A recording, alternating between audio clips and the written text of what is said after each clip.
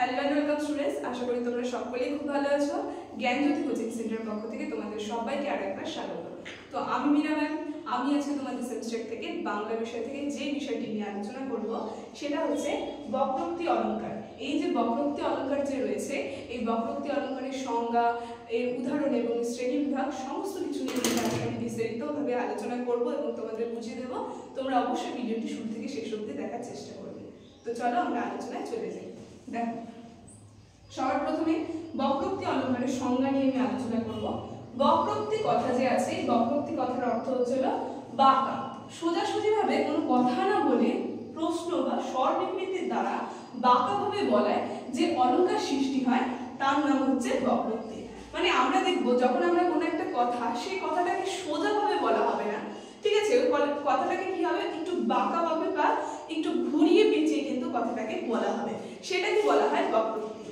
তো তাই বলেছে যে বক্তা তার বক্তব্য যে কি কথা সেটা ভালোভাবে বলতে চান বা তা সঠিকভাবে জেনেও শ্রোতা অনেক সময় ইচ্ছা করে তার একটু বাঁকিয়ে বা ভিন্ন অর্থে গ্রহণ করলে তাকে বক্রোক্তি বলে।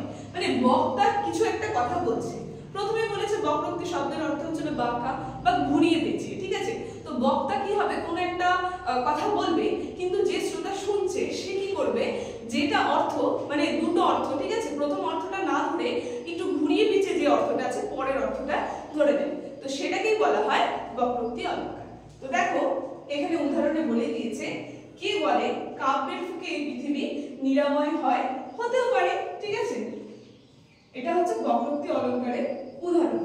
দেখো, তো এখানে আমরা দেখব এই যে বক্রোক্তি অলঙ্কার যে আছে, এই বক্রোক্তি অলঙ্কারকে আবার দুটো ভাগে বিভক্ত করা রয়েছে।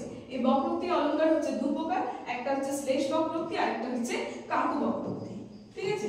দেখো এখানে শ্লেষ বক্রোক্তি সংজ্ঞা নিয়ে প্রথমে আমি আলোচনা করছি। দেখো এখানে বলেছে শ্লেষ বক্রোক্তি কাকে বলে, সেটা নিয়ে বলেছে যে একই শব্দের নানান অর্থ গ্রহণ করে উক্তি প্রত্যুক্তির মাধ্যমে যে বক্রোক্তি অলঙ্কার হয় তাকে বলা হয় শ্লেষ বক্রোক্তি। মানে একটা যখন যে অলঙ্কারে একটা শব্দের বিভিন্ন যে অর্থ আছে সেই অর্থগুলো অন্য অর্থ ধরা হয়, ঠিক আছে, তখন তাকে আমরা দেখবো শ্লেষ বক্রোক্তি বলে। যেমন এখানে দেখো উদাহরণ দিয়েছে, বক্তা কি বলছে, আপনার কপালে রাজদণ্ড আছে, কিন্তু শ্রোতা বলছে নিশ্চয়ই, আইন অমান্য করেছি 6 মাস, আইন অমান্য করে 6 মাস কেটেছি, এর তো সশস্ত্র বিপ্লব না হয় বছর কত খাটবো, ঠিক আছে। মানে এখানে শ্রোতা প্রথমে কি বলছে, বক্তা বলেছে যে আপনার কপালে রাজদণ্ড আছে, কিন্তু শ্রোতা কি বলছে যে হ্যাঁ আমি তো মানে আমার আইন অমান্য করেছে তো 6 মাস, এর শাস্তি তো আমাকে পেতেই হবে। তো এখানে এই যে রাজদণ্ড যে শব্দ আছে, এই শব্দটাকে কিন্তু দুটো অর্থে ভাবা হচ্ছে। যেমন দেখো এখানে উদাহরণে বলে দিয়েছে যে আলোচ্য উদাহরণে আমরা দেখবো বক্তা উক্তির মধ্যে দিয়ে রাজদণ্ড যে কথা আছে, এই কথাটি শ্লেষাত্মক এবং যার অর্থ হচ্ছে দুটি। একটা দেখবো আমরা রাজার শাসন দণ্ড হতে পারে, ঠিক আছে, মানে তাকে কি করা হচ্ছে, তাকে হয়তো রাজদণ্ড বা এই যে রাজ শাসন এটা দিয়ে দিবে, সেটা তাকে সে কি করবে, সেটা একটা দণ্ড হিসেবে সেই শাসন কার্য চালাবে। একটা এরকম হতে পারে রাজদণ্ড, আর আরেকটা রাজদণ্ড এটা হতে পারে যে সে ভুল করেছে, রাজা তাকে দণ্ড দিবে বা শাস্তি স্বরূপ যেটা হতে পারে। তো মানে দুটো অর্থে কিন্তু শ্রোতা কি হলো, একটা কথা দুটো অর্থে ঘুরিয়ে পেঁচিয়ে কিন্তু নিল এবং তার উত্তরটা দিল।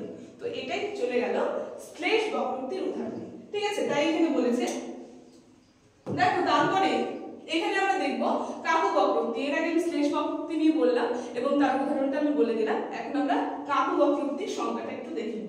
দেখো এখানে কাকু বক্রোক্তির সংজ্ঞায় বলেছে, কাকু মানে স্বরভঙ্গি, কণ্ঠধ্বনির বিশেষ ভঙ্গির ফলে বিধিমূলক বাক্য বা নিষেধমূলক বাক্যে কিংবা নিষেধমূলক বাক্য বিধিমূলক বাক্যে যদি পর্যবসিত হয় তবে তাকে আমরা দেখবো কাকু বক্রোক্তি বলে।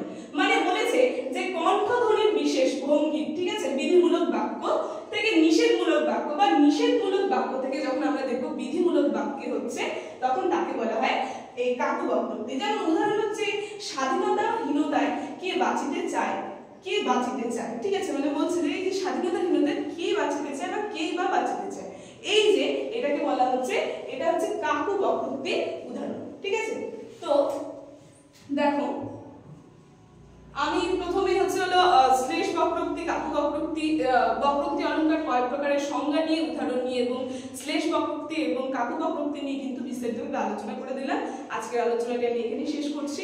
তবে আলোচনাটি শেষ করার আগে তোমাদের সঙ্গে একটা গুরুত্বপূর্ণ ইনফরমেশন আমরা জানিয়ে রাখছি যে স্ক্রিনে তোমরা দুটো নাম্বার দেখতে পাচ্ছ, এটা হচ্ছে আমাদের Gyanjyoti coaching centre official helpline number. এখানে তোমাদের সমস্ত সাবজেক্টের নোটস দেওয়া হয়, তার সঙ্গে তোমাদের সমস্ত সাবজেক্টের অনলাইনে ক্লাস করানো হয়। তো তোমরা যদি আমাদের সঙ্গে যুক্ত হতে চাইছো তাহলে নাম্বার দুটোর মধ্যে যে কোনো একটি নাম্বারের সঙ্গে যোগাযোগ করে কিন্তু তোমরা আমাদের সঙ্গে যুক্ত হয়ে যেতে পারবে। তো ভিডিওটি শুরু থেকে শেষ অবধি দেখার জন্য থ্যাংক ইউ।